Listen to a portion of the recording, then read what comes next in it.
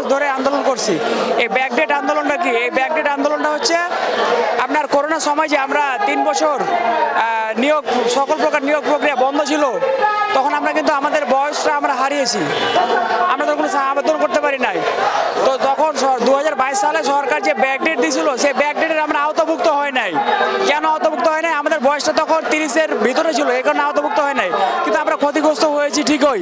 এই কারণে আমরা সরকারের কাছ থেকে আমাদের আকুল আবেদন যে আমরা অন্তত করোনার সময় যে 3 বছর হারিয়েছি, ওই 3 বছরটা সরকার আমাকে ফিরিয়ে দিক। আমরা এটাকে 35-37 নিয়ে গত 1 বছর যাবৎ আন্দোলন করেছি, কিন্তু সরকার সেটাতে সাড়া দেয় নাই।